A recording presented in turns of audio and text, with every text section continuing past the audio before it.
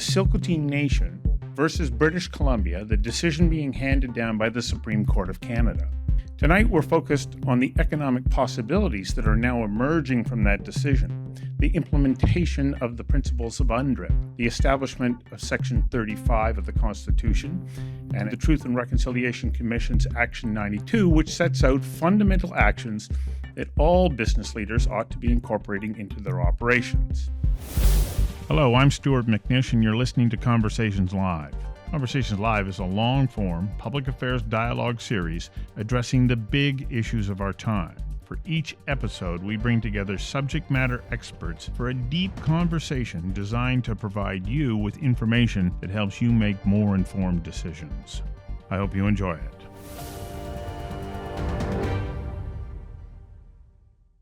Good evening, everyone. As always, I start by acknowledging the Coast Salish peoples, the Musqueam, Squamish, and Tsleil-Waututh, upon whose traditional territory we gather today, and I thank them for sharing these lands in peace and friendship. Aitsquachal Stedata Aikwanis Konangahela, which in my badly pronounced Chinchothan is good day, friends. It's wonderful to be among you today, and I do mean that so very sincerely. I'm going to take a brief moment just to comment on the practice of land acknowledgement, because I'm very proud that it's been adopted broadly across British Columbia and indeed across the country. But it's important that it be more than just a pro forma statement. So I try to take it as an opportunity to reflect on the legacy of colonialism, the harms of the past, and what I can do in my personal life and in my role as Lieutenant Governor to contribute to the healing that is needed in Canada. And as the representative of an historic colonial institution, I do feel that there's no one more important to stand up and say, we can do better, we must do better. Thank you.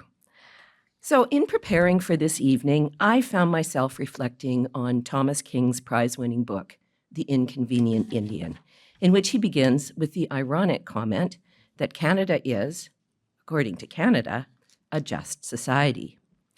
King is right to point out the disparity between our perception of our country and the reality in relation to the appalling historic treatment of Indigenous peoples. For certainly, it is undeniable that the wounds of the past persist in the present. The history of colonialism has left a legacy of economic disparities that continue to marginalize Indigenous communities. But it is also true that over the past few years, Canadians have finally been awakened in our hearts to the truth of the appalling historic treatment of Indigenous peoples who continue to work, raise families, and valiantly carry on their traditions, despite the seizure of their lands, the apprehension of their children, and the culture of exclusion and abject disregard that was practiced against them. In a few minutes, Stu will share with us the results of a recent poll on the views of British Columbians toward reconciliation. You will see that there's pretty good support for the concept of reconciliation writ large, but support diminishes when economics are included in the question. If economic reconciliation is just a catchphrase that requires nothing of us beyond the language of an oft-repeated land acknowledgement, of course it's easy to support. But as people increasingly recognize that more is required, we begin to see resistance that comes largely from fear of change and loss of control. This can be fear of economic consequences when short-term gains are prioritized over the long-term benefits of inclusive economic practices. As Indigenous peoples develop their own systems of government, the legal and governance interfaces with other jurisdictions will need to change, and existing institutional structures will be challenged to evolve. Consider also that people simply do not like change, even when it's good change. Adapting to new ways of working and interacting requires patience and persistence. It can be messy, time-consuming, and frustrating. We shouldn't be surprised when challenges to existing norms generates resistance.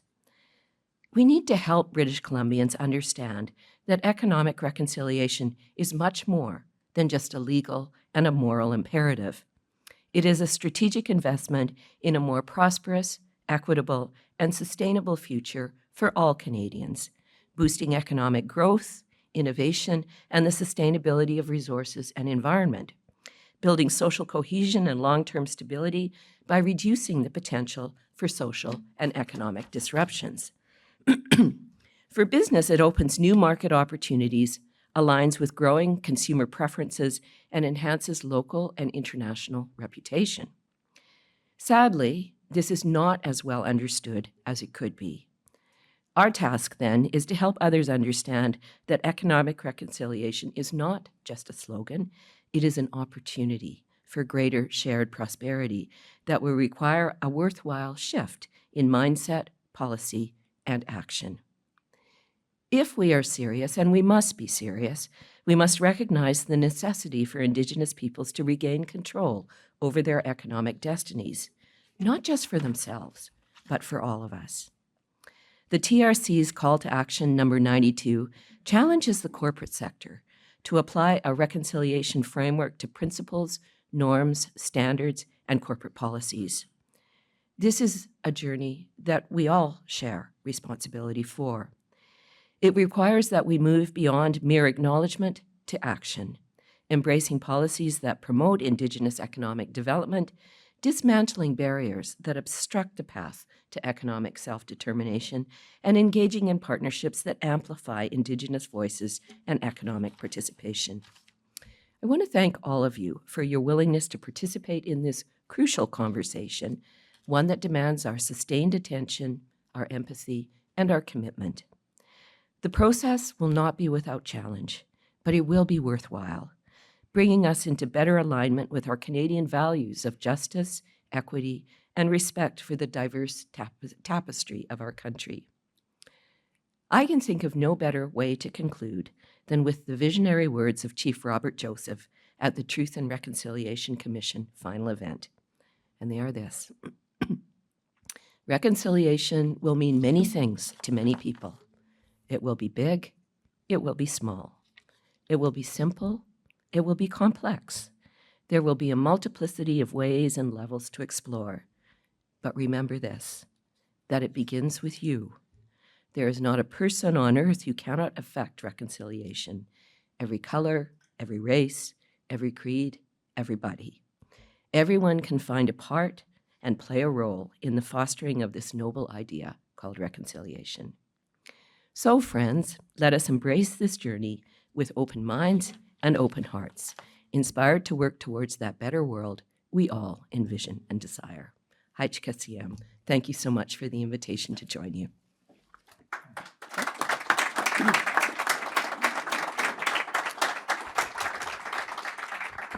Thank you, Your Honor.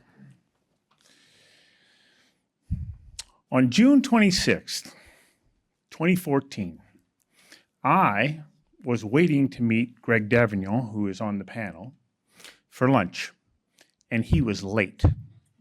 Late. When he showed up, I said, what kept you? He said he was glued to the television set watching the reading of the Silcotin Nation versus British Columbia, the decision being handed down by the Supreme Court of Canada. He, far more than I, understood the significance of that decision. A court victory not only for the Silcotin, but for Indigenous peoples across Canada. It's a case about establishing title and the conditions that are placed on title once it's granted, or is in the process of being granted. The case provided guidance on two questions. How is title proven? And what are the limits of title? Tonight, we're focused on the economic possibilities that are now emerging from that decision, the implementation of the principles of UNDRIP, the establishment of Section 35 of the Constitution, and as Her Honor Janet Austin spoke to, the Truth and Reconciliation Commission's Action 92, which sets out fundamental actions that all business leaders ought to be incorporating into their operations.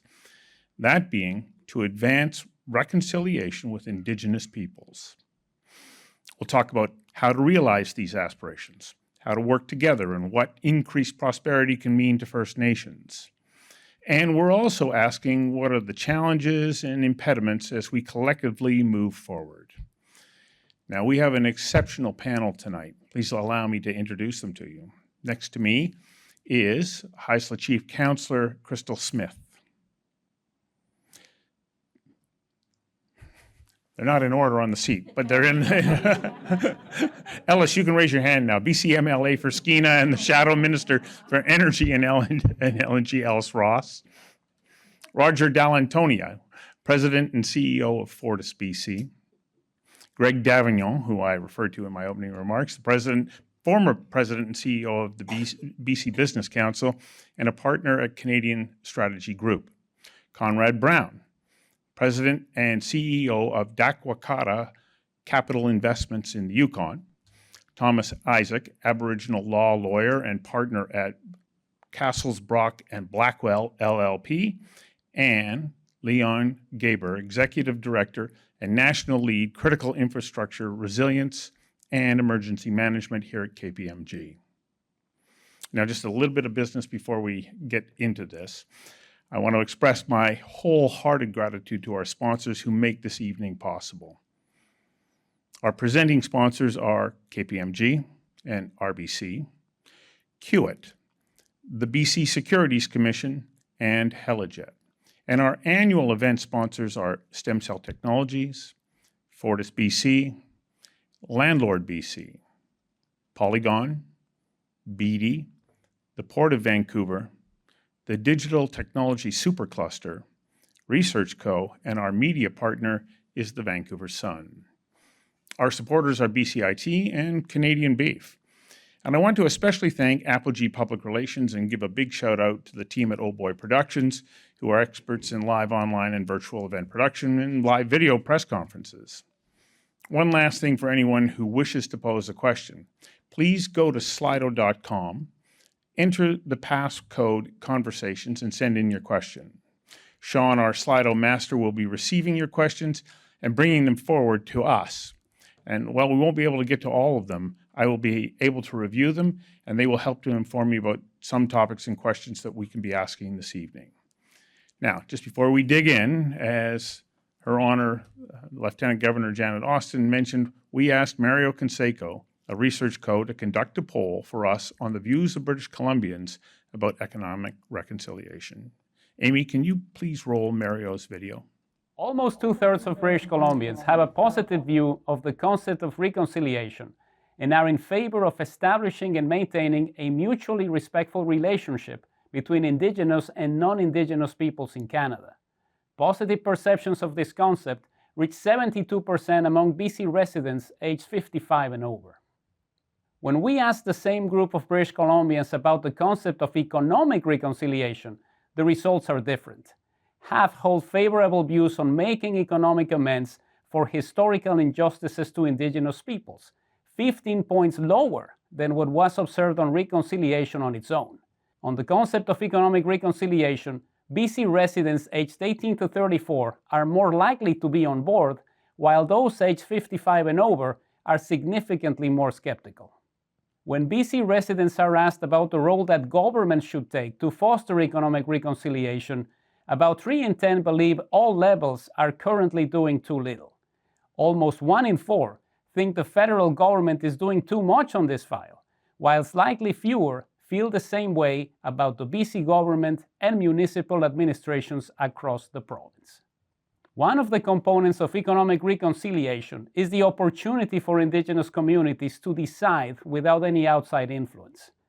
At a time when BC residents are increasingly concerned about housing, more than 3 in 5 think Indigenous communities should decide what type of developments can be built in their territories. In addition, more than half of BC residents believe the same course of action should be taken on the natural resource file. Majorities of BC residents are in favor of 2 ideas that would advance economic reconciliation. More than 2/3 are in favor of boosting resources and education opportunities for Indigenous people across BC, and more than half endorse increasing Indigenous representation on boards of directors. For Conversations Live, I'm Mario Canseco from Research Co. So those results suggest there's strong support, and they also suggest there's still work to be done in sharing why economic reconciliation is fundamental to our collective future. Crystal, I'd like to start with you. I know that you've been shying away from me starting with you, but the reality is the Haisla Nation has been a leader in moving in this direction for a number of years. And I'd just like to start by asking you to give us a brief overview of how it's going. Thank you for having me here today. It is definitely an honor to be on this panel, specifically a first for me, seeing as I'm on a panel with our previous chief councillor and a really good friend of mine, Ellis Ross. So, I mean, it is definitely, and I often describe how we are currently doing in the realm of economic reconciliation, and it is one that is, and for decades and decades, our communities have been so used to managing poverty and being very limited in our resources and how we can serve our people in the limited ways that we were that we had. Currently, it is definitely an experience, I'd say, in managing prosperity. I have a few council members here with me today, and I can say that it is definitely one that that presents new challenges and new opportunities, but is one that we're definitely fortunate to be experiencing in our community. We have to manage a lot of expectations, and for how many years being dictated by another level of government as to how we provide programs and services, we were limited to the reservation boundary. Now that we're seeing past, say, INAC policies and being told how to manage, we're having to figure out how to manage beyond our reserve. We have 2,000 members in our membership, and the majority reside in community and surrounding areas, but majority are on the lower mainland and not at home. So it's finding ways still to manage the expectations of having that happen.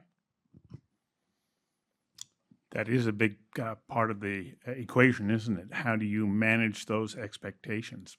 There are legal challenges also that stand in your way. Thomas, can I turn to you and ask you, what are the most important legal challenges that or issues that First Nations and all of us need to understand as we move forward and seek out opportunities to bring economic opportunity to so many of these nations?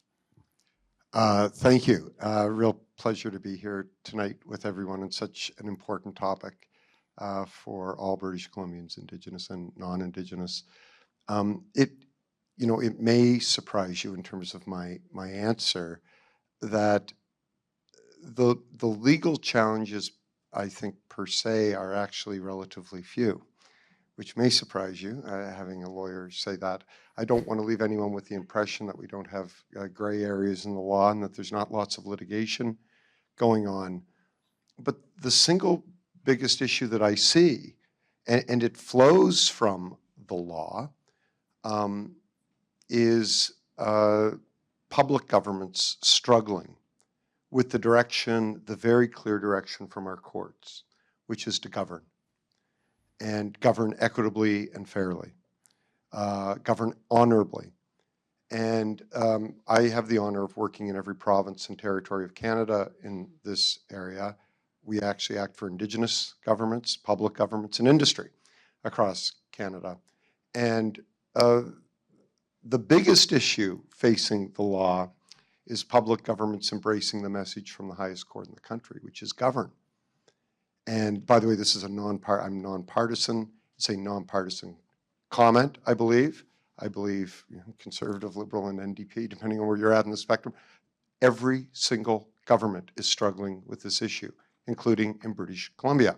And it crosses party lines. I've lived in British Columbia for 23 years. And so that's, to me, sort of the biggest concern that I see, and the biggest issue that I see is public governments really embracing what their constitutional obligations are and what that would look like in practice. And again, I'll be very brief, but I've framed it this way: a sustainable, long-term public policy approach to these issues, which we don't have. We don't. We have a lot of political rhetoric across the country. Again, I'm not picking on British Columbia at all. This, again, is across party lines. And that's why I'm so excited, and I agreed to participate in this panel, that in terms of having the real conversations, really tough conversations that need to start happening. So I don't know if that's a direct answer to your question, but I believe it is an honest, accurate answer. Yes, lots of legal challenges, but the single biggest issue I see on a day-to-day basis in my practice acting for all three groups is the need for a sustainable public policy approach to make sure, for example, all Indigenous peoples are being brought along for economic reconciliation. And it's a very challenging proposition in a province like British Columbia with more than 200 First Nations. Well, it also provides us a nice segue to go to Conrad, because Conrad, you worked in different jurisdictions. Would you agree? And what are some of those challenges that you've experienced, especially as you've moved away from British Columbia? Thanks, Stuart. As Stuart mentions, I'm now in the Yukon, but I've spent probably 28 years in British Columbia within Indigenous economic reconciliation, building different companies and doing different things with First Nations within British Columbia. I will say, quite honestly, that the government of British Columbia, through many losses in the courts, quickly figured out that they probably have to change their approach. When you go to the courts and continually lose on a grand scale, it becomes painfully obvious. So they go and codify UNDRIP into the laws of British Columbia with no direction. Go figure it out for yourselves, business. Go figure it out for yourselves, First Nations. And what they've done by doing that is they've added layers onto the First Nations responsibilities that they simply do not have the capacity to handle. I know, because I've lived it and I'm living it today, that the more times the government adds those layers, the more troublesome it becomes for First Nations to engage. Gentlemen around me become wealthy off of this, lawyers and consultants, because of the lack of capacity within First Nations. I'm not knocking that. The lawyers and the consultants have to jump up and try to help the First Nations. So the biggest concern for me within the Indigenous economic reconciliation is capacity building. We say that, but every business in North America that I can see is struggling with capacity issues. So how do we reconcile our capacity issues in business with the capacity issues within First Nations? I'll go back to the start. I started on Vancouver Island, working with the Gwasl-Anaquita First Nation. I worked for the province of British Columbia. I'm now up in the Yukon working for the Champagne-Atiak First Nations, whose traditional territory also falls into British Columbia. So multi-jurisdictional. Plus 350 are allowed to work in Alaska. So I also have the Americans to deal with too. So when you start adding all those layers, the capacity that's required to work our way through the economics of this becomes huge. So if I could say one thing and leave it with everybody, the capacity within the First Nations has to be supported as best as we can through government, through business relationships, and through other mechanisms. So I'll just leave it at that. Well, Roger, I'm going to go to you because you are heavily involved in the wood fiber LNG project. You work with First Nations, and you have remained committed to developing those relationships and continually moving forward. But you run into those same challenges as well. Yeah, thanks again, Stuart, for the invite. I think this is clearly a critical conversation, and based on the polls that Mario shared, one of great interest. So a little bit about Fortis BC. We've been operating in the province for well over 100 years. Energy infrastructure, electricity, natural gas. Our infrastructure covers 150 traditional territories of the 204 traditional territories in the province. We serve directly 58 Indigenous communities. So we've had the relationships with many First Nations for decades and decades. So, you know, we're fortunate in a way that we are in this space because, you know, as Crystal had once said to me, the road to net zero goes through Indigenous lands. So I think when you're in the energy space, You've lived these challenges probably more than pretty much any other space. I would say anybody in infrastructure, when you're touching land, you're touching water, has had to deal with a number of the issues and how you get things built. And the court cases, you mentioned Chilcotin. I remember one before that in 1997, Delgamuuk, which was also precedential at the time. And I've been in the energy industry now for 30 years here in BC. So I've seen the change over that time. I think the comments by Thomas, the lack of clarity by government to govern, is true. I think UNDRIP was an attempt to provide a better framework. You're right. I think the number of court cases that clearly stated rights and title, duty to consult, and accommodation made it clear that there needed to be a better way. I think it's, to a point though that, there will not be one framework that you can use to govern, right? Like I think this situation is really going to be a function of a tripartite relationship. It's going to be the nations involved, the Indigenous communities that are impacted by project development. It'll be the nature of the project, the amount of benefit, the impacts to those nations from that infrastructure. And then it'll be a function of the public good for that project, and that's where the government will exert more or less support to allow that project to go ahead.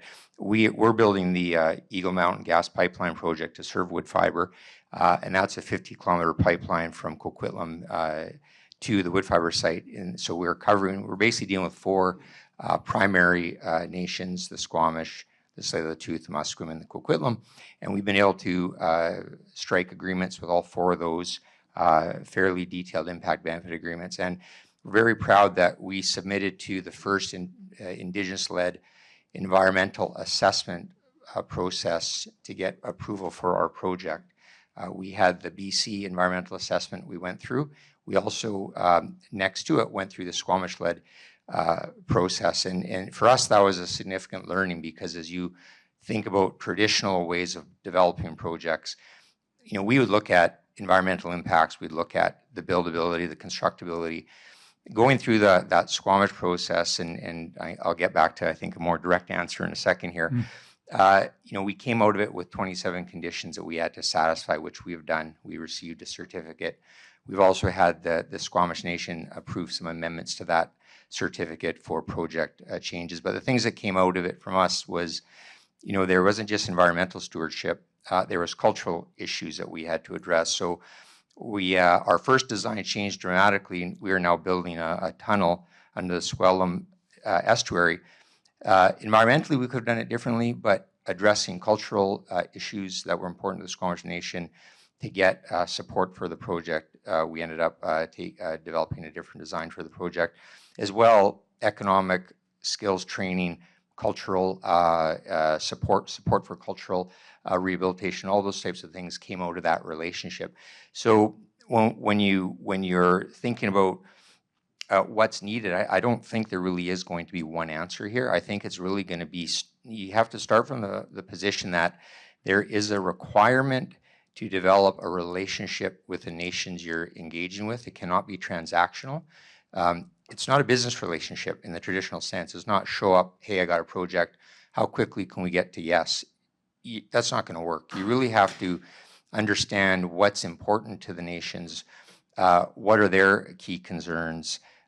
We're in a situation where we provide critical infrastructure, so we can't necessarily not pursue projects. We have to build the projects we build because they deliver energy to most of British Columbia. So it's really approaching the nations from a different perspective than a traditional business relationship. And the framework is the framework. It's really going to be whether you approach those with a desire for a relationship based on affinity, one that's based on mutual respect, and one that tries to understand that it's not simply a financial transaction. And that we're still not there. We're still learning. We've been at it for over 100 years, and we're still trying to figure this out a little bit. But I think for us, the UNDRIP framework has given us more of a roadmap than looking for government to give us the bright line test that we have to cross, because it's going to change by nation. They're all going to have different considerations. They're all going to have different expectations of that engagement. So I think this is really, I'm not sure if it's going to make it easier, but if you approach it with that spirit, I think you will end up getting to a better outcome. Thank you, Roger. Greg, I would like you to continue on with how do we start to work towards those relationships so that we are building partnerships and cooperative working that helps to fit maybe more of a social purpose rather than just a business purpose. You know, and social purpose being the why are we doing this rather than what we're doing. Well, again, thank you very much. It's most of the people in this audience with us tonight, let alone online, could be up on the panel and inform this conversation as well as I can. But just some observations. Lieutenant Governor touched on it, and Crystal did at the outset as well. Change is easy when it's not near you, and the closer it gets to you, the more complicated it becomes.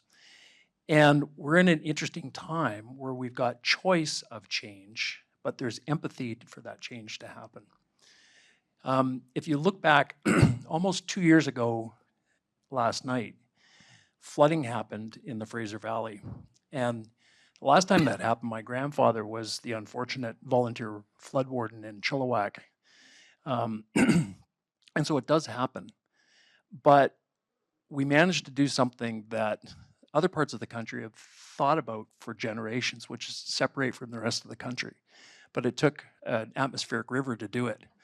We literally were cut off, both in the north-south boundary as well as with the rest of the province.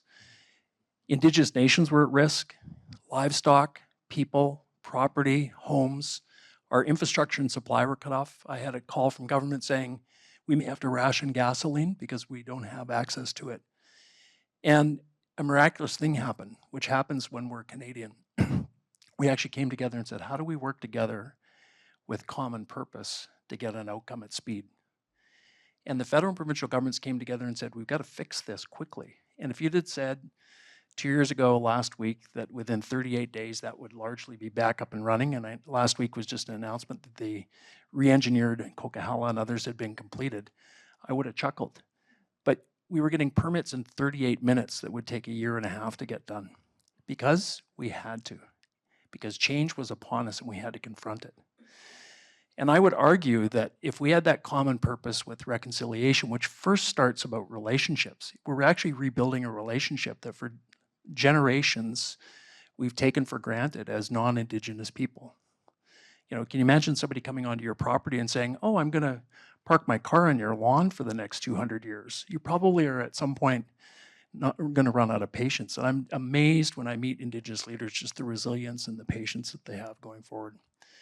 But the second part of it is economic reconciliation, to your question, Stu, is a means to an end. It's how do you advance sole source income to get away from the Indian Act to enable self-determination on the terms that the community and the nation want. And as Roger said, this is relation-based socioeconomic work. They're all integrated. Why does the Haisla now have the capacity to educate anyone that wants to in any way that they want to? Because of economic reconciliation. Why do communities like the partnership at MST advancing things quickly but under their own means? Roger talked about the environmental assessment process with wood fiber, which was Indigenous-led. So we're in this point of change and it gets uncomfortable, hence the polling that you saw from Mario going forward. But I think there's 3 key aspects of it. One we talked about was capacity. The government has created DRIPA, which is to apply to 540 pieces of legislation. It's daunting. It's daunting. And so as a consequence, to Tom's point, we don't have a public policy construct to be able to make decisions. And economic reconciliation is very ethereal. Like, it means different things to different people. Secondly is nations just don't have capacity. Some of them that are in small communities have fewer than 100 people. The Coquitlam is an example. How do you look after social issues, childcare, poverty, referrals from different levels of government, sophisticated operators? You can't. And so governments have an obligation to step up to help on capacity, to rebuild nations on their own terms. around the governance that they will repatriate back to their communities going forward culturally. Secondly is access to capital. The federal government announced today, after 3 years of discussion, loan guarantee backstop for large infrastructure programs, which is to be commended. It is significant because now it allows competitive capital to come into the market with Indigenous-led ownership in those infrastructure pieces. But we need a policy clarity around consent, partnership, and how we actually move forward, including skills and development, so that a job on the end of a shovel is one path, but a job on the end of an algorithm is another for Indigenous youth as well. And the last is just shared knowledge and understanding. So back to the floods, I remember 2 engineers telling me a story in the canyon that they needed to literally redirect a river because the geology had changed. And they were sitting discussing it at a coffee shop, and 2 Indigenous elders came up to them and said, I know you're talking about moving the river one way, but if you moved it the other way, you'll be far better off. And they sat and thought about it for a minute, and they were right. So it's that shared knowledge of the land and understanding that saved money, saved time, and it saved a lot of consequential heartache after the fact. So back to partnerships, companies have been doing this for a while, but it's been transactional. Governments are doing their best, but they're very transactional in the way they're doing things right now. And we need a bigger conversation that's more robust around capacity, governance, and around shared knowledge and understanding. Thanks. Leon, I'm going to come to you in just a moment, but I also, because you brought up the fantastic work that was done on the Coquihalla Highway, we have a number of members of the team that actually made that miracle happen here with us tonight from Kiewit. Good on you. Just extraordinary job. I remember being up there the day before it opened. In the midst of a snowstorm, they were laying down pavement to get that highway open on time so that everybody could benefit from it. Leon, to you. You've lived this file from the government side for quite some time. When you hear the remarks so far, what are your thoughts? Yeah, thanks, Stuart, and really appreciative to be on this panel. Yeah, so I was in the BC government for 15 years in the natural resource sector, and from a number of different files saw how the province was approaching reconciliation. And I can tell you, almost to a person that I've interacted with in my career, the public servants in the BC government really have adopted that mindset and that direction from the province of reconciliation. So they want to achieve reconciliation. And I think part of the challenge is they've never either been told what is the path to achieve that. And there are many, many barriers, I think, in place that make it harder for the province to achieve that. So the Declaration Act was passed, brings UNDRIP into law in BC here, which is great. What the province never did was provide a pathway to how do you operationalize that piece of legislation on the ground. And I think it's really critical to think about the nations around the province, the close ties they have to their territory. You know, I'm from Manitoba. My parents and family immigrated to Canada maybe 150 years ago. I moved here 15 years ago. So my relationship with the land is dramatically different than what the relationship to the land that the nations here in BC have. And it's really, I think, hard for us for myself to conceptualize what that relationship really means to nations. And I say that because the land and the things that are happening on the land, forestry, mining, energy generation and transmission projects are really important and critical to nations and their economic reconciliation. And so when we in the natural resource sector and government are trying to think through how do you implement, how do you operationalize DRIPA on the land base, it's very challenging because it's so complex, but it's so meaningful to nations. And that's a really important point. I think the province now, so as an example, have created the Ministry of Water, Land, and Resource Stewardship. And one of the key reasons for creating that ministry was a recognition that the system set up right now, so there's a legal duty to consult with nations when there is an activity happening on their land base. It's a referral system. It's frankly a broken system. There is not, as many have said already, there is not the capacity in these nations to interact, to be a part of that system that government has set up for them to interact with. And so it's a broken system from the get-go. And the government has recognized that and wants to change that. And I really commend the efforts of folks in government still. I've got to say though, we are a year and a half in with this new ministry, and one of its primary goals is to get out of that business of transactional referral base, every single permit on the land base that affects the nation. We have to go in and consult with those nations to get consent because they don't, as I said, have that capacity. So we're a year and a half in where the government is trying to recreate, imagine a new mechanism and process to achieve those legal requirements of consent in a different way. But to be honest, yeah, and I hear from the business community regularly, they don't see that change, and they don't see things changing probably at the speed that business would like it. So I think you have this imbalance between the intentions and drive and desire of the province to do things in a different way, but there are many barriers, not least of which is the Indian Act, which I think holds back that wholesale, really at speed change that's needed across the board. We'll come back to that issue about the Indian Act in a moment. But Ellis, when you listen to this and you hear about how there's a bunch of statements that are made, there are we, adopt the principles of UNDRIP, and then nothing. Why? How can we get to the point where we make announcements but we're not following through? Because the topic itself, reconciliation, is all the above, based on what I've heard, and yet it's nothing at the same time. We're going around in circles. You've analyzed this to a point where you don't know where the beginning is. You don't even know where the end is. And I've heard references to DRIPA. DRIPA is a political document. It's got no meat. I didn't support it as chief councillor. I still don't support it as an MLA. And when I saw the wording, all I saw was a document said the rights and title case law that was established in the courts of BC and Canada still prevail. The BC government just got through arguing in court saying a DRIPA is an interpretive aid. This BC government promised to consult every First Nation on every single piece of legislation that passed through the BC legislature. They have not done it. To the fullest definition of consultation established by the courts. And by the way, it was not Chilcotin that defined that. It was a Haida court case in 2004.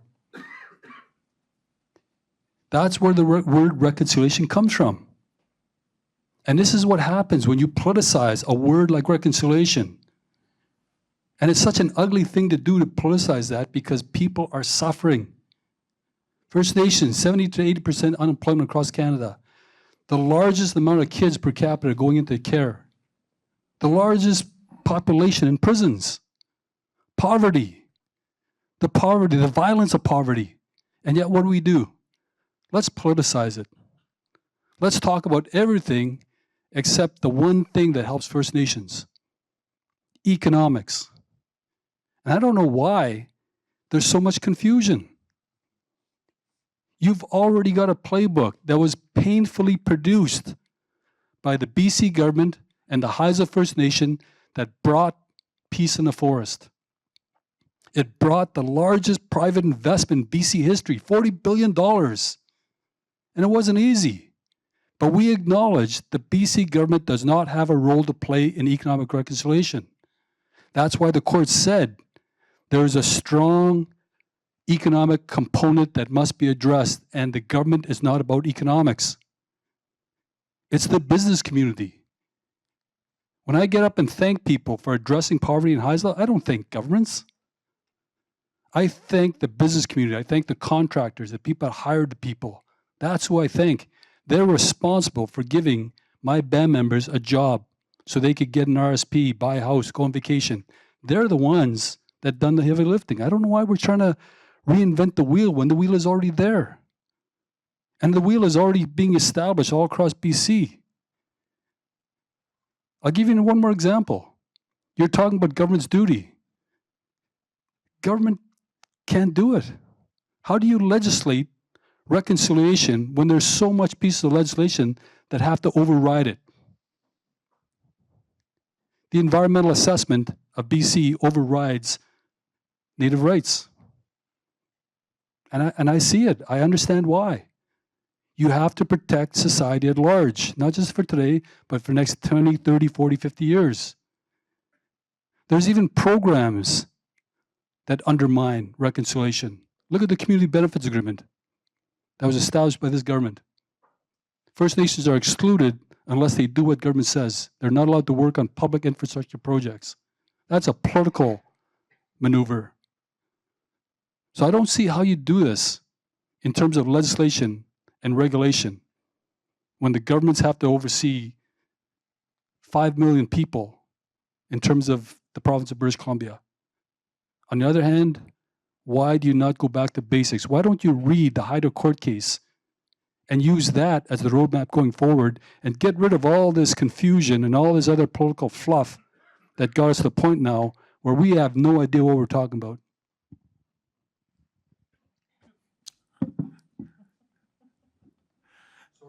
Yeah, a mic drop. Thomas, you listened to, I saw you reacting to Ellis, and I know that you've got comments here. Well, yes, and look, I would say in large part I agree with what Ellis just said.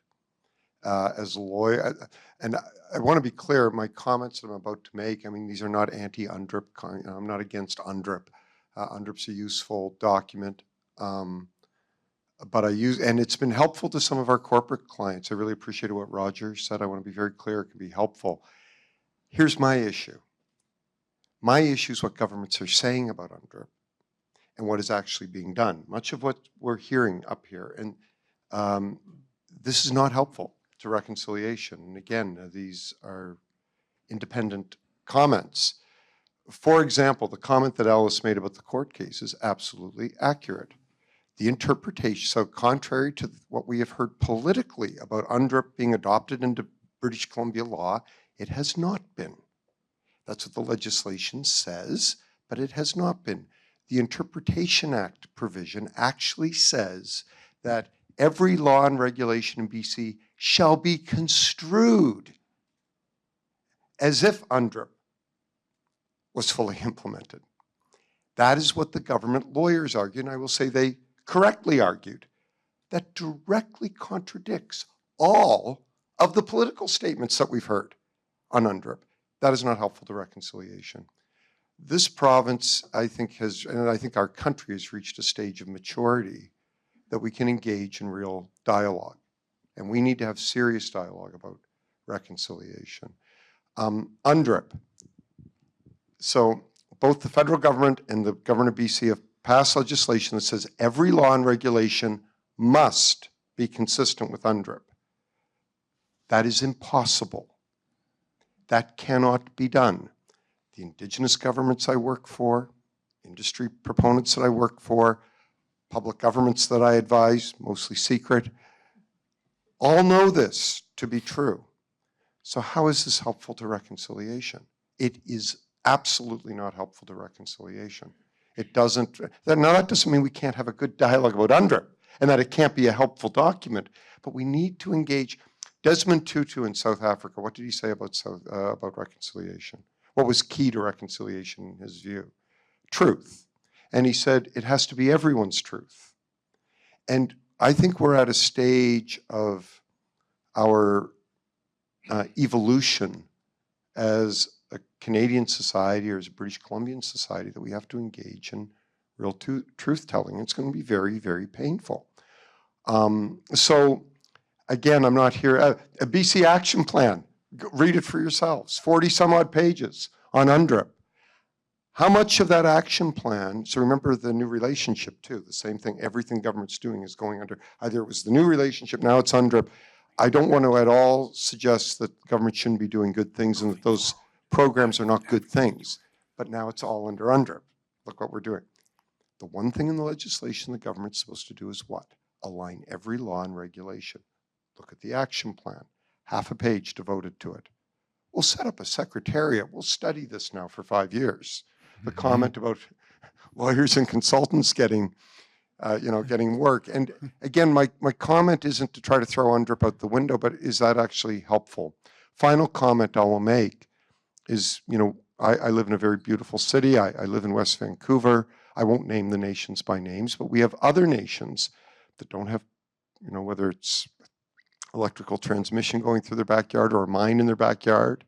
And they have safe, clean drinking water concerns, drive their kids to school on forestry roads that are inherently dangerous. They have severe housing concerns, severe poverty, severe health issues. They're not making the front page. They're not getting any IBAs. They're not. And my suggestion isn't that we start developing mines in their backyards, but this is again where we've got to bring everybody along for reconciliation if we are serious about it. That's going to require very challenging discussions in this province, and keeping in mind that we have to remain competitive globally. So all these mines and all the economic development that we are relying on for economic reconciliation, there are major concerns about Canada's competitive place, and that's not to suggest we can ignore the Section 35 requirements, but we have to start talking about these things if we're going to make some real progress. So sorry, that was a lot, but Ellis triggered me on a few things. Well, you've just triggered him. He wants to respond. Ellis. Hey, let's get into this. I do acknowledge that the Haisla are lucky, but we weren't always lucky. We were actually surrounded by industrial development for 60 years, and we did not gain one penny. We had aluminum smelter, pulp and paper, methanol. We had the community Kitimat. Our river was killed off. So in the 1970s, we started fighting that and trying to bring the environment back and trying to be a part of it. We weren't a part of it until 2004. That's when we really started to make the changes. But when we started to see the wealth come in, we had 2 major LNG projects in our territory, all the contracts coming in, forestry, a little bit of mining. But then we saw our neighbors up and down the BC coast who had nothing. And they were opposing some of the projects. So when we got in a room and sat down with them, what's your problem? Well, we're living in poverty. We got no employment. So on a handshake, and this is reconciliation from First Nation to First Nation, on a handshake, yes, I understand you got no economic development in your territory. I understand you're suffering from social issues just like we were. But why don't you come in under our umbrella, under our IBA, so we don't add extra cost to the project, and we guarantee you projects. We guarantee you contracts, upwards of $20 million per contract. And the First Nations on a handshake said, yes, we'll do it. So in Haisla, which is unheard of, have First Nations with their logos working inside our territory. That is another level of reconciliation nobody talks about. And the media is not going to come rushing to our doorstep to do a story on us because it's just not sexy enough. A First Nation to resolve poverty, resolve their social issues. It's just not sexy enough. So what do? They do the opposite. They cover the bands that oppose it. But for all those bands that did not have economic development opportunities, we thought it was our responsibility to include them to resolve their issues, because at the end of the day, it didn't matter if you were First Nations or not. We were trying to help a region. We were trying to help a province. We were trying to help a country. Crystal, in a recent interview that you did with Carol Taylor for BC Legends, you made this very point. You were saying, we're not alone. We are good neighbors. We're friendly nations. We're working together for all people. How has it been working, especially as you're now developing and becoming your own development corporation and being able to bring this group of nations together? Yeah, I got kind of nervous at the beginning there and kind of went off on a different tangent. I mean, Ellis described it perfectly in regards to where we were to where we're at today. From the time of being partners in impact benefit agreements to being a majority owner of one of the largest infrastructure projects that's Indigenous owned and Indigenous led is definitely a huge transformation for our community. And in regards to the comments that Ellis is making around having that opportunity, and it wasn't an easy process. You're reaching out to a neighboring nation where we've been pitted against each other for years for very, very minimal dollars, and where governments came in and said, you need to establish your boundary, your territorial boundaries, where they were impeding in ours and we were impeding in theirs. And still to this day, it's still occurring. it creates a tension in between communities that prior to contact never existed. You think about what we've been able to do in establishing the relationships with the nations. And when I first came on board to the leadership, I was actually a councillor under Ellis. And I was so interested in developing the relationships with other Indigenous communities that I sat on and had asked if I could sit on all of the boards that had to do with the Indigenous relationship component, just to see where each nation was at and learn about them. And when we're talking about sitting in a room with 16 other nations that have to do with one single project, you don't trust one another. You cannot share information because you think that the person sitting next to you in their nation is going to get a one-up on you. That's how those rooms first started out. And we're talking about where we see the alignment. And it was a conversation actually at one of the council meetings. And we had talked about who's fully Haisla sitting around this council table. I think you were the only one that put up your hand. And I'm not, my biological father's from another community that's down the channel, which means I've got family. I've got my father there, I've got a stepbrother, stepsisters, nieces, nephews. And I'm looking at down the channel thinking, okay, we're pitted against each other for all this dollars and all these revenues, limited revenues. But yet my cousin, my dad, my stepbrother are having to live in poverty. You think about, and we had this conversation where we were saying, okay, well, you're part Haida, you're part Tsimshian. Why don't we share this wealth? Why don't we develop and establish that trust and that relationship with our neighboring nations? And it was actually when Ellis decided to become an MLA, where I became the acting chief councillor and got the mandate fully from the council of full support to start going to these communities and start sitting at the tables that they were at and saying, our doors are open, how can we work together? Our common theme with Gitgat and Kekatla were people situated by waters. We've lived by the waters, navigated them since time immemorial. It made sense to have a partnership with a company like Seaspan that would be doing work on the water. So we established those relationships and fully opened the doors to communities all along the pipeline that we could sit in front of and talk to about. We have so many contracts, so many opportunities. We've got 2,000 Haisla members, but they're all not going to want to work in an LNG facility. Come work in our territory so that we can start diminishing this poverty in each of your communities. We can stop the suicides. It's all meaningful work, and it's all about reconciling with individual nations. And again, we have ample opportunity. I mean, with LNG Canada, the possibility of phase 2, that door is still open to any community within this province that can come and provide employment. You know, Crystal, as you were speaking, I was reminded of a conversation that I had with Perry Bellegarde when he was the National Chief of the Assembly of First Nations. And he said something really interesting, and I think it touched on what you are talking about. He said, if you can't build relationships, you can't build anything. And I want to ask down Roger, Greg, and Conrad, would you agree? And how important is it in the development of those relationships? And then we'll go the final step into, so then what are the components that have to be built into a relationship so that everybody benefits and we're being respectful of First Nations? Can I jump in? Yeah.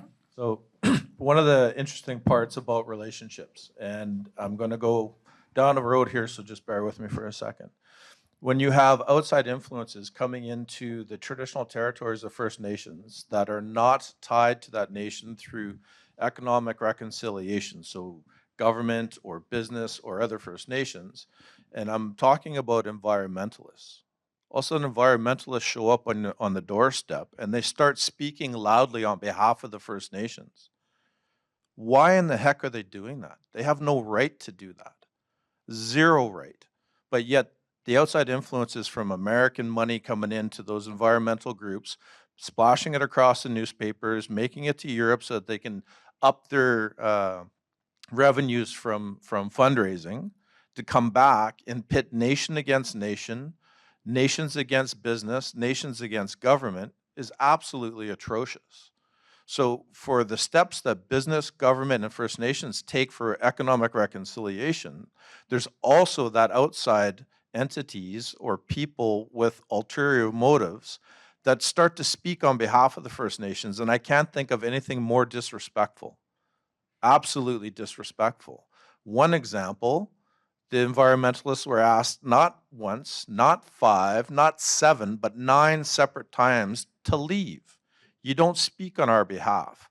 Oh, no, we're allowed to be here. How condescending is that? It's absolutely atrocious. So when we're talking about economic reconciliation, and we talk about the challenges, and we talk about how do we move forward, we all have to understand that there's powers that be that are fighting hard against these types of projects. And as far as I'm concerned, they should go back to where they came from, speak on their own behalf, and never speak on behalf of the First Nations. Absolutely disrespectful. Crystal wants to jump in here for just a moment. I love the term. We call that eco-colonialism. Greg.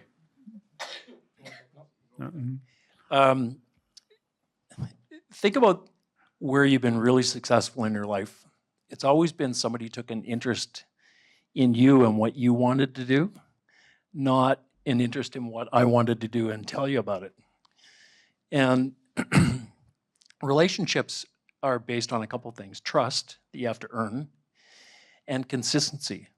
So we always talk about consent, but I've been married to my wife for 30 years. I'm sure there's some days she wasn't really happy with the original free, prior, and foreign part of it.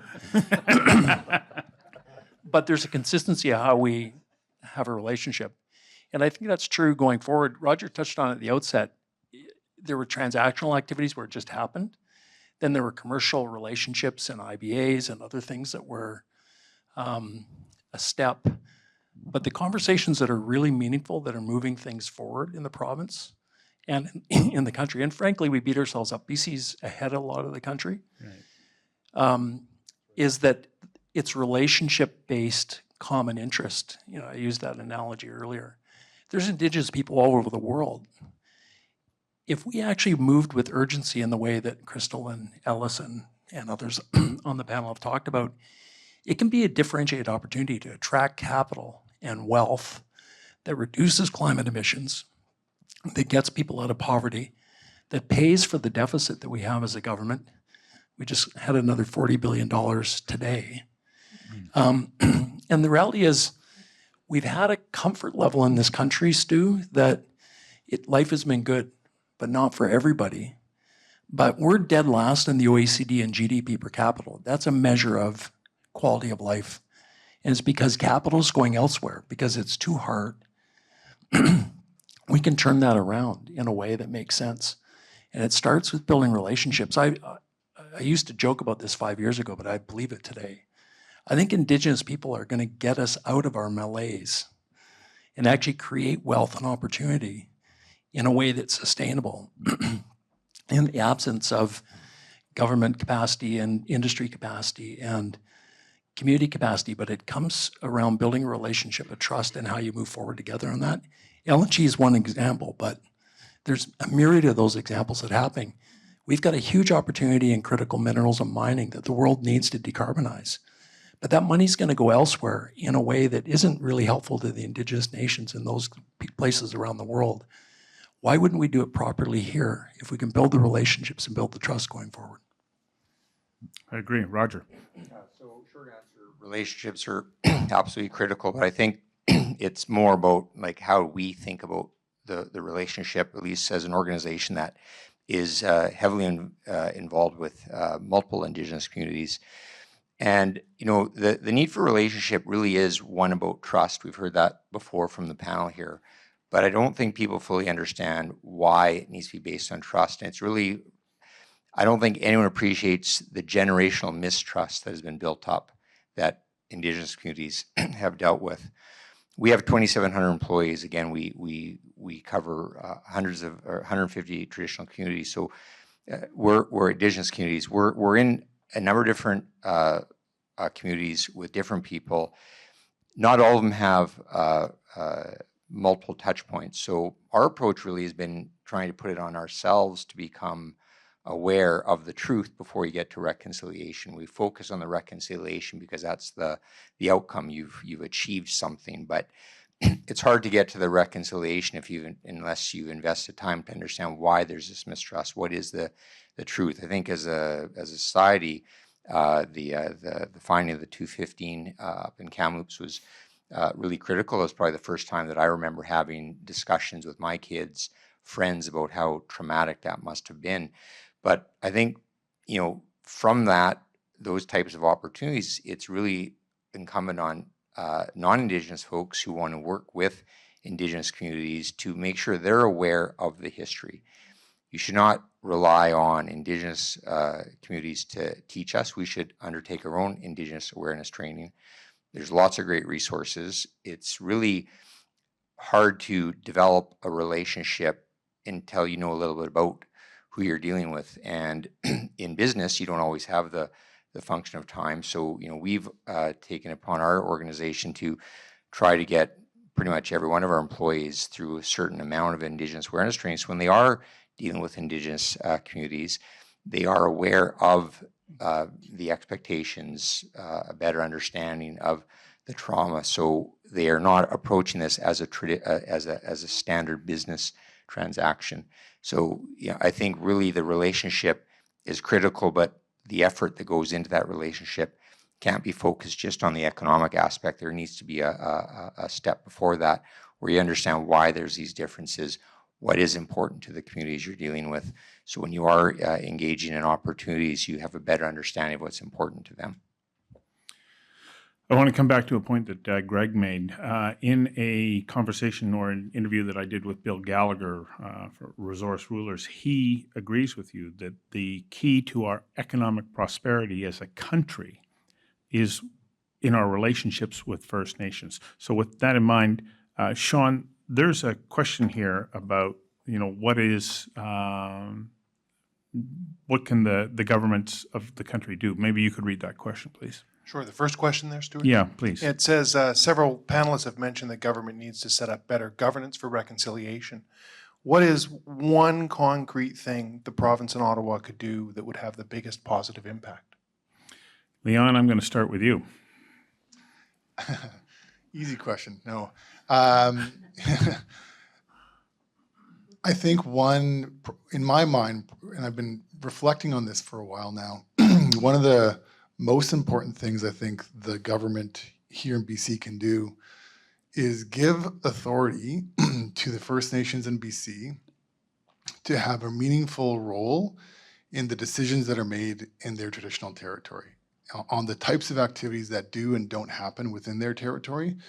I speaking earlier about land and the importance of it to nations. So we're supporting a number of nations here in BC to become equity partners in a large infrastructure project. And one of the chiefs that have been quite vocal in the discussions to date has spoken at length and very passionately and eloquently about the importance of land to nations here in BC.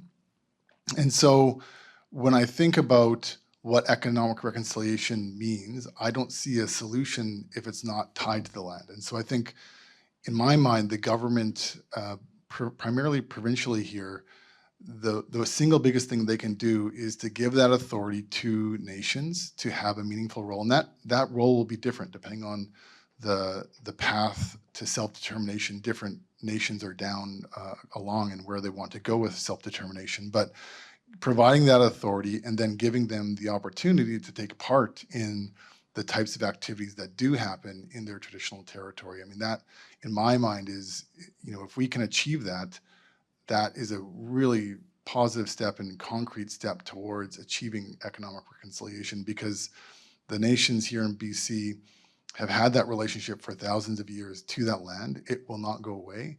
So providing the ability for them to be true decision makers in those decisions is, in my mind, paramount to what they can do. Conrad. I'll go back to the old growth panel that was asked to come up with some ways forward through the forestry. And the government was giving a number of different options on how they can approach First Nations. And they decided that they would provide them with 30 days notice to give back a response on this old growth paper. To me, that's absolutely ludicrous. There's no way that even a business could have read through that old growth binder and provided enough information to shareholders, owners, whatever, of a business. Never mind First Nations governments who are dealing with education, health, housing, all the other things that they have to deal with. The disrespect that was shown by the government by forcing that 30-day mandate on them because they had a timeline in their mind is exactly the opposite of what this question is. This question was, how can the government help? They can help by stop doing that stuff.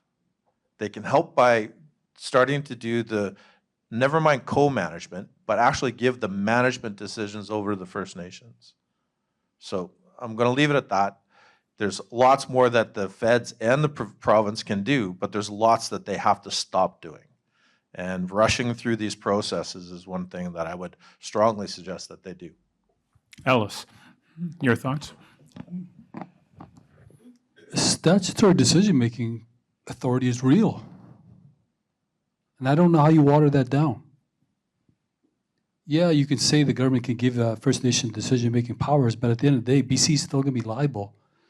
And if the minister is not going to make that decision, ultimately it's either the First Nation or the government's going to be on a hook for an accident. Look at Mount Poly.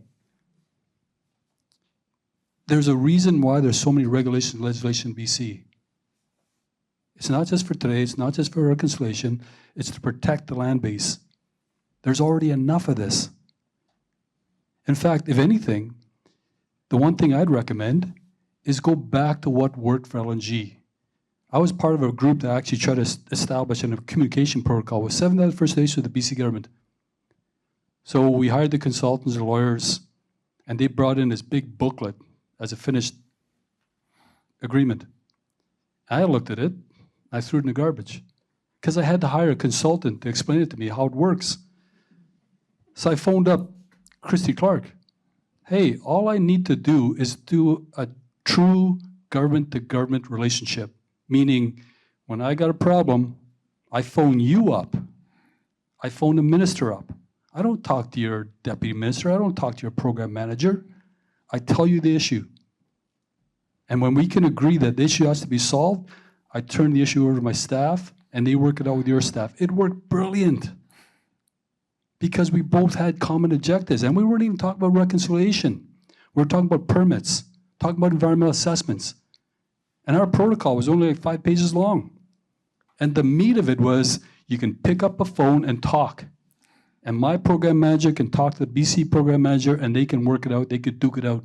And the results come back to the larger table as leaders, and then it's resolved. It worked wonderfully. But you confuse it so much. In terms of what we're talking about now, we're all over the place. Mind you, the one thing I'll tell you, none of this is possible, none of it, unless a First Nation is asked 2 key questions. And I get asked this all over Canada. How do we duplicate what Haisla did in Kitimat? You can't, unless you answer these 2 questions. What is it that you want? That is a huge question. It's hard to answer. Knowing that you got poverty, suicide, children care. Okay, do you want employment? Yeah. Do you want to end your kids going to care? Yeah. Do you want to end suicide? Yeah. Okay. Now, second question. Are you willing to elect the leadership to get that done? A lot of First Nations in Canada can't answer those 2 questions. If you can't answer that, you can't have this economic reconciliation conversation. I'm going to deviate a little bit from the question because I want to come back to what is the responsibility of organizations and companies that want to engage in partnerships with First Nations. What is it that they need to be doing that is respectful, that honors the language and traditions, and allows us to move forward? But I also want to recognize, as Greg had pointed out earlier, in British Columbia, we're doing a pretty good job if we measure it against the rest of the country.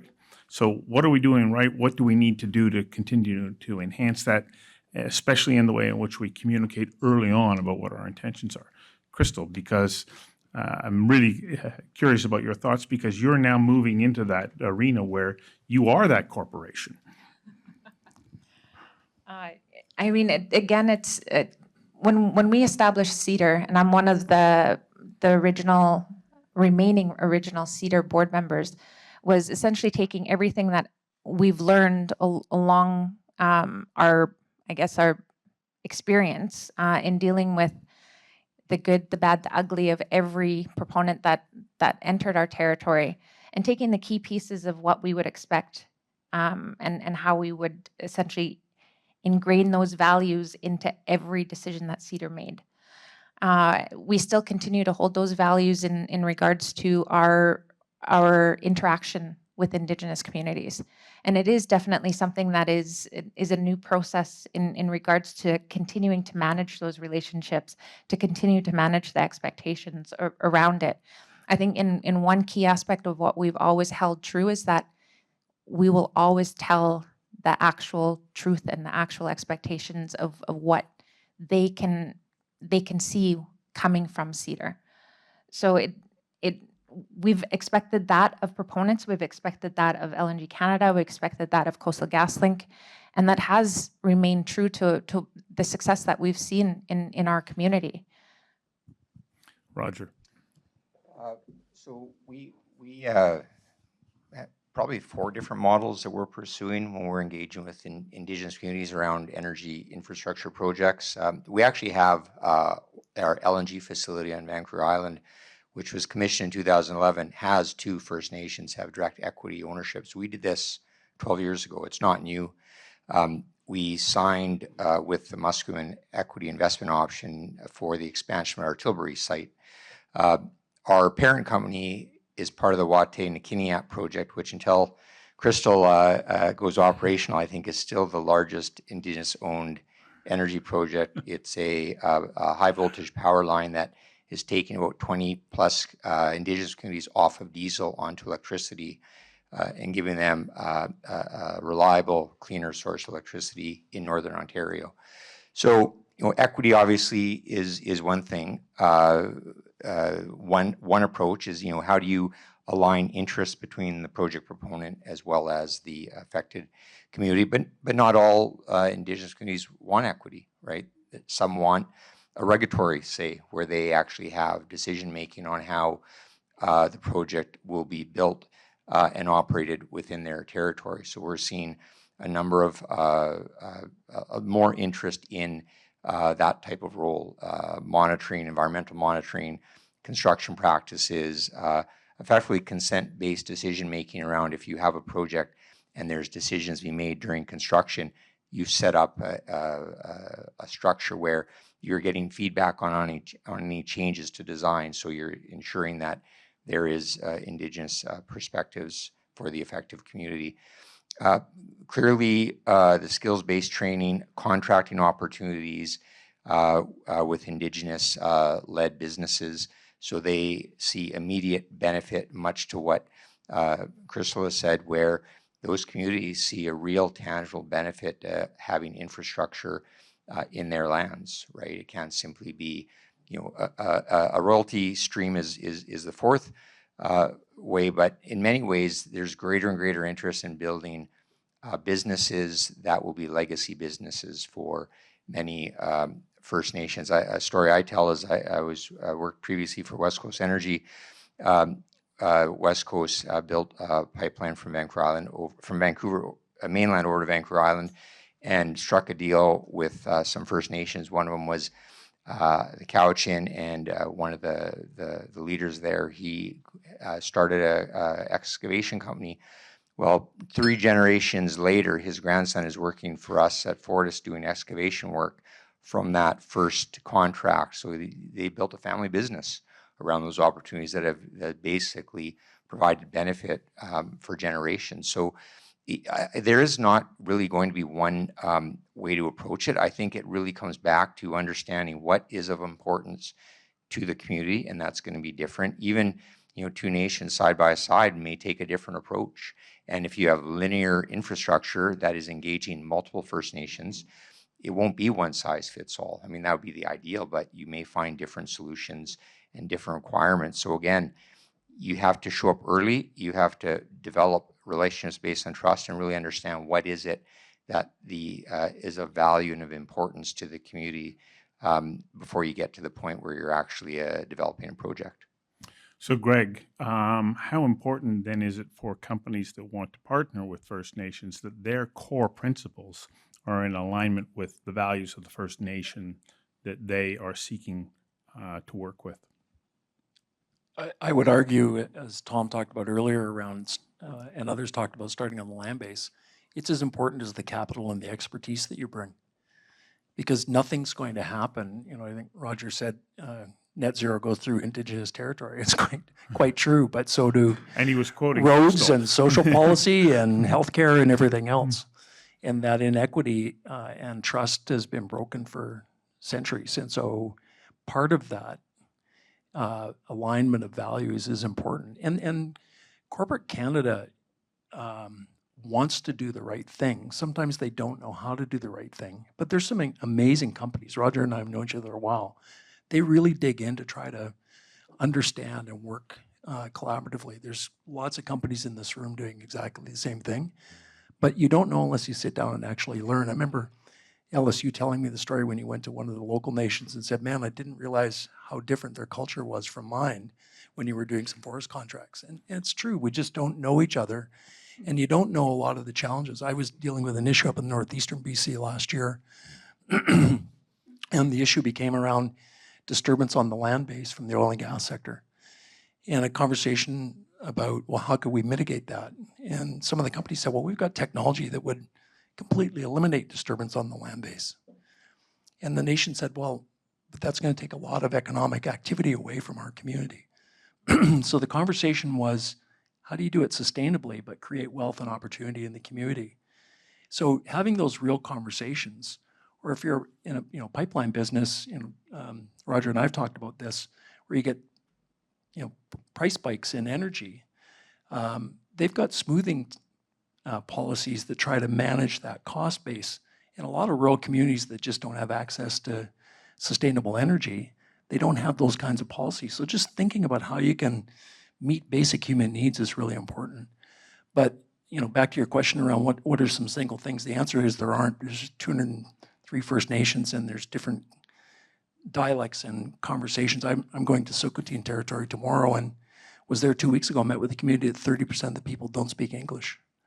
And I think there's a lack of knowledge of, just in British Columbia, of just cultural understanding around where the aspirations of those communities are going forward. So put yourself in the other person's shoe, understand their values, but it's shared knowledge and understanding. Capital markets have values too, and they need a return, and they need certainty and clarity, and there's a reciprocal on economic reconciliation, which is shared accountability. And capital goes to where there's that clarity going forward. And as I said, we could differentiate ourselves in meaningful ways globally around technology. Can you think about how complex this land base is if we consolidated all of the data that we have on the land and climate and energy and infrastructure and permits and let First Nations own that data? And think about environmental assessment processes that could go through and you access the data but fill gaps and really get into shared decision making, but it becomes transparent. We've got some of the best digital twinning expertise anywhere in the world right here in British Columbia. And that's where those kinds of things in a new digital economy could really be thought through. But it takes change, and change brings fear, and fear brings a loss of control. And I mean, there's all those kinds of things we're grappling with, Stu. Thomas, just before I come to you, when Greg was speaking, Crystal goes, oh, hang on a second, I've got a comment to add. So I took it from a corporate perspective when I first answered this question, but I'm taking it from an Indigenous leader. We hold the ability to, and I've heard this ever since I become a member of our council, we're stronger together. And I think that the responsibility where I'm coming at this response from is us as Indigenous leaders need to be able to work with one another in order to help support industrial development when we see the values align as well. So there's responsibilities within our communities, and I'm just thinking about some current projects that we're working on. Specifically, one, I think there was an announcement around the hydro project that I believe there's 20, and I'm looking at the end, KPMG, 22 Indigenous nations that have come together collectively, because we know that we bring more value when we work together. We've had projects that have come through those similar 22 nations that the different impact benefit agreements essentially again set us up for a little bit of a competition when it came to any type of awarding of contracts. So what happened and what we've experienced, and it's very positive to see when you have Indigenous communities that don't want to have the same things happening continuously and that are willing to come at it with a different perspective and a different role.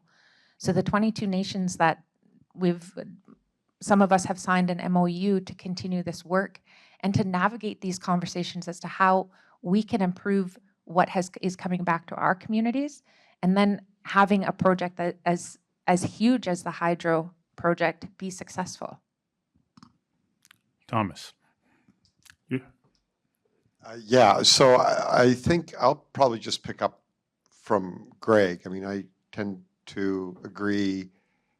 I guess a more generic comment that working with a lot of business and industrial clients across Canada, I would say all of them without exception want to do the right thing. Some of them come to the table with more acumen and resources than others, but all wanting to do the right thing. The biggest, I guess, advice that we sort of pass along is go into discussions with Indigenous governments, knowing clearly what you want first. We deal with so many clients sometimes who aren't sure about what they actually want, believe it or not. I mean, they know they want to build their project, but what do they really want? What is their ultimate value proposition? They don't have to tell everybody what that is, but you need to know that on day one. And then two, we hear the word used a lot, but I think it's totally accurate, and that's respect. Respecting the Indigenous governments that you're working with and trying to build a relationship. The biggest issue I see with this, again, comes back to the regulatory regime, though. And this is, again, where government plays a major role in this. In order to develop relationships, what do you need? You need time. And so you need the time to be able to invest into the relationships. And depending on the project, depending on what part of the country you're working in, that will look differently across the country and across industries and across Indigenous governments. But if you are also faced with an uncertain regulatory regime or an uncertain regulator, and this is quite common right now in Canada, where we'll have regulators sitting on the fence, government decision makers, statutory decision makers, not really sure when they're going to make a decision. And so again, this isn't about right or wrong. That's another debate. This is just dealing with the uncertainty of trying to deploy capital, knowing that, and for good reason, you're going to build a relationship with the Indigenous government or governments that you need to, but at the same time, trying to deal with the reality that you may, not in every instance, but it's common, deal with a regulator that isn't sure when they might make a decision, whether they'll ever make a decision, what that decision might be. We've got a real issue in this country. And so if we're serious about economic reconciliation, which I think we are, to be very clear, again, as a country and obviously as a province, we have to deal with both ends of this equation. Capital is fleeing. I'm seeing it, and again, I don't want to sound too negative about this, but this is a real issue. There is a perception, I just came back from 2 weeks in Australia working, there's a real perception about our country as much as we are leading, and this is very positive. And I was really proud to be a Canadian, talking about the great things that we're doing in our country on the Indigenous front. Again, not perfect, but we are clearly trying to go in the right direction. The flip side of that is I walked away going, my goodness, where are we at competitively? Because again, you pay a price on both ends of this. So this again is a role for public government in this, to start showing leadership on these very important questions. But these require very difficult discussions that to date, we have not had as a country, let alone a province. We have not had these discussions as a country. One last thing I would say is we can't leave behind the individual. I've had the great honor, I've worked in this area and studied in this area my entire adult life. And I didn't really fully appreciate the importance of healthy individual, healthy family, healthy community, healthy government, good business partner. And I had the great honor of working with residential school survivors on a couple of settlements. And I will tell you, it changed my life and my perception of what we need to do. And there's a great deal of healing that needs to go on in our country. And this is good for business, ultimately.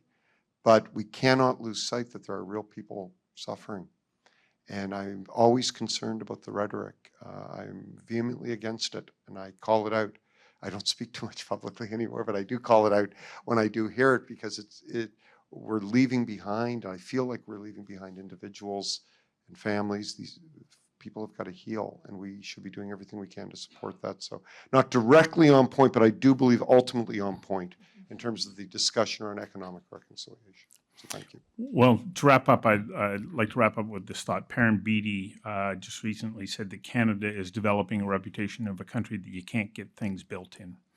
What role is this very topic, economic reconciliation, going to play in our ability to turn around that reputation, and on what kind of timeline?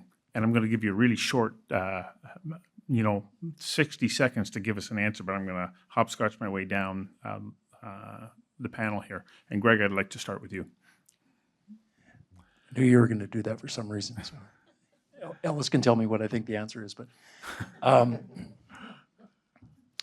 we need to be purposeful. We've had the luxury of not having to worry about the economy and competitiveness, and the world's changed.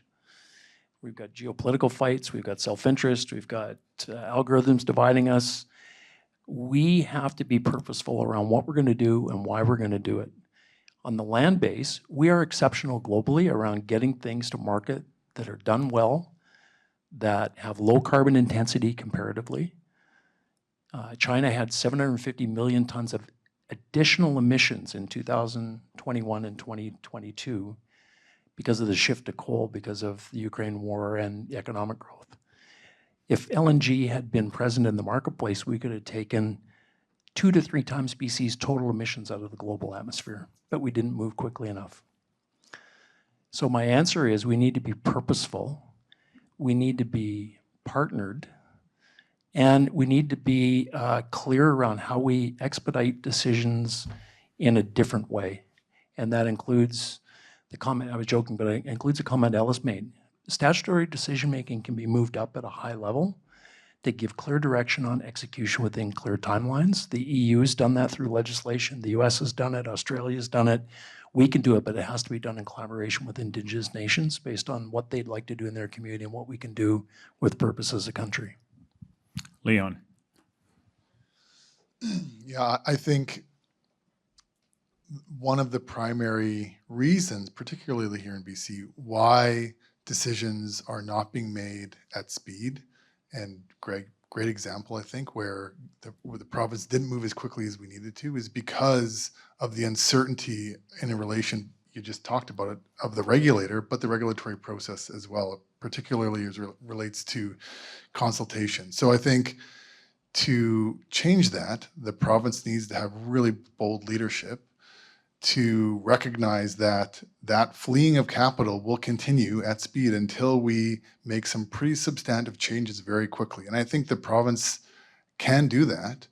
And if we do, I think, by setting really clear expectations and a really clear path and certainty to how do you make a decision, that's got to have nations right at the center of all of that. And if we can do that, I think we absolutely can bring back that capital. I think capital wants to be here in BC if we can only help ourselves to create a process that provides that certainty and that includes nations as part of that decision-making process.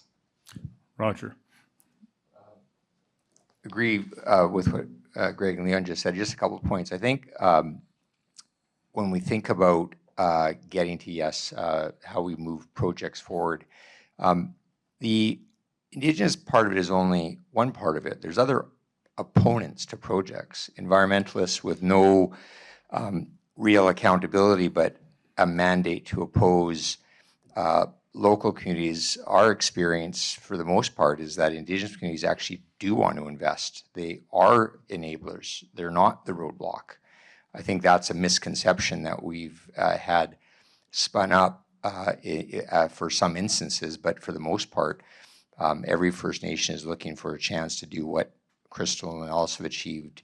With the Haisla, there's lots of support. So I want to make sure that there's a broader discussion about how we move projects forward that's not just the Indigenous. They're not the roadblock. I actually think they're going to be the great enabler here, because I think by if land-based projects, if infrastructure requires Indigenous consent, and that consent will be a part of the environmental assessment certificate process, that may take longer, but it will in effect make that certificate less likely to be challenged and give that certainty. More work up front, a little bit more engagement up front, but I think having the Indigenous support is one step to allow the regulator to say yes, because it is the critical piece. So I think, I don't know what the answer is to get there, but I think that's really what we should focus on. Is that capacity building? Yes. Is it enabling Indigenous communities easier access to low-cost funding to become equity investors? And it's not just loan guarantees for operating facilities. That's the easy part.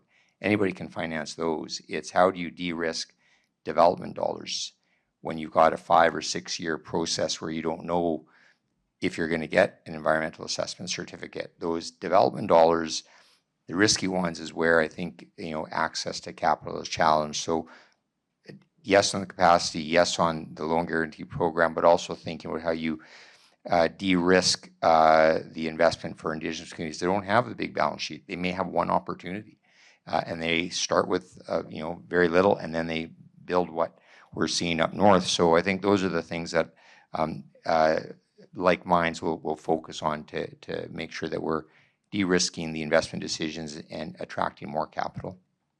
Thomas. I'm actually, look, I think economic reconciliation is a must. I don't think that there is an option for Canada. I think we have the opportunity, and I'll say opportunity, to use economic reconciliation to actually make us great competitors on the global economic stage. I am more pessimistic on our ability to do that, though. And I don't see a grand vision coming from public governments in Canada about, and I'll use British Columbia as an example, what kind of British Columbia do we want? What does a governable, economically, environmentally, honorably respectful British Columbia look like that is reconciled? If we can't come up with a common vision on that, where are we going? And I go back to sort of Ellis, he was commenting about where we seem to be going in circles, and we need to have a vision of where we're going. There's a lot at stake here. And right now, I am a little pessimistic on that front. I don't think we're capable of doing it. I don't think our public governments, it requires such a difficult discussion that goes far beyond the rhetoric, and this issue does not lend itself well to politics, and this is the problem we have. And it gets treated like a normal, what I would call, political issue. This genie does not go back in the bottle. So I see economic reconciliation as a massive opportunity for global competitiveness for our great country. I'm not convinced, and I don't see evidence that we are able to actually, I see positive examples. So we've all got great examples, but I'm talking macroeconomically. I very much worry. I think it'll take more of a crisis based on past history in this country. I hope I'm wrong, but there's a level of complacency that as Canadians, that we need a radical rethink of our province and how we are going to be economically, again, environmentally sustainable, that is respectful of our Indigenous governments as well, and Indigenous people. So, I'm a little optimistic that, if we keep having discussions like this, maybe we'll start engaging governments in real dialogue on this issue. So anyway, Exactly. I'll stop there. Thank you. Exactly why we are having this conversation. Conrad, we're just about wrapped up. I'm coming to you. I'll go real quick then. The great Chief Patiwakis was the chief of the Dakwakada Nation for almost 40 years. When I started to work for the nation, he said something very powerful, and it didn't resonate with me at the time, but as I'm spending more and more years in the role of working with First Nations in economic development, he said, do not walk ahead of me, I will not follow you. Don't allow me to walk ahead of you because I don't expect you to follow me. If we walk side by side with respect and communication, we'll all end up where we need to end up. So if I could just leave that with you folks, that's as short as I can keep it within your timeline. Ellis, can you be that succinct? No. I find it ironic that First Nations and the corporate world are on the same page. But you have a common enemy.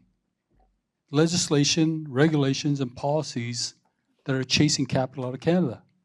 Now, as Chief Councillor, I said this. I said the success of Canada is going to be based on First Nations. Nobody cared about that back then, but today it's becoming evident. Look at the clean energy plan that was put together. Business Council BC says it's going to contract the economy by $28 billion. It's going to shrink family incomes by $11,000 annually. First Nations and non-First Nations alike. So you list all the policies, regulations, and legislations coming out of Victoria and combine that with what's coming out of Ottawa. First Nations corporate world, you got to realize you're fighting for the same thing. You've got a lot of common issues. Can you raise that to a higher level to say, look, not only are we fighting for our regions and for our communities or for our corporate success, we're fighting for Canada. We're fighting for Canadians. If you can get there, then you can have the turnaround that my colleague is talking about. Crystal, you had the opening word. You have the final word. The closing. I wanted to share the same sentiments. It is definitely, Roger, after he was done speaking, said, I hope you agree with me. I'd be embarrassed if he didn't. And it is absolutely inspiring to hear that corporations and Indigenous communities have that like-minded thinking. I do disagree in a minor factor around a little bit of the regulatory piece because, as Ellis talked about, we were a huge part of that success with LNG Canada and Coastal GasLink. It is already written. Our processes and what we've been able to accomplish over the years are established. And I think that they're a very, very positive example as to how corporations, Indigenous communities, and governments can come together to actually move projects to be successful. Now, on another level, when you're talking about, and I've heard this quite a few times, is that Indigenous communities are going to be the savior of the Canadian economy. And it is so absolutely inspiring to hear that common comment being made on so many different levels, from corporations, from government. We are not the problem. We are your solutions. We can navigate how you get your businesses done, and I'm hoping that I'll be able to be welcomed back after CEDAR announces our positive final investment decision within the next 4 to 5 months, and then I'll be able to speak a little bit more freely because I feel like I'm a little bit cautious about the comments that I'm making in regards to CEDAR. But I think it's going to be the opportunity that our nation, the BC government, and the federal government have for this one project is going to be trend-setting. It's going to be trailblazing. And I'm hoping that I can come back when we announce our positive final investment decision. Thank you. Thank you, Crystal. I would like to close by referring to a comment that Greg made off the top when he was talking about the collective will to address an emergency issue on the Coquihalla. We collectively determined that this had to get done, and I believe that we're moving in that direction as far as being able to overcome some of the regulatory and legislative hurdles that are in our way. And if we continue to have these discussions, maybe we can move forward in a positive way and hopefully quicker. Thank you to everyone. We went longer tonight than anticipated, but it was such a extraordinary conversation. Thank you to our sponsors, and I hope that all of you will come back and join us on December the 5th when our topic is Asia Pacific. Where do we go from here? Thank you and good night. Thank you for tuning into Conversations Live, an Oh Boy Productions program. If you enjoyed this conversation, you can find our previous and upcoming episodes at conversationslive.ca. You can also follow us on YouTube, LinkedIn, Instagram, and Facebook. Again, thank you. I'm Stuart McNish.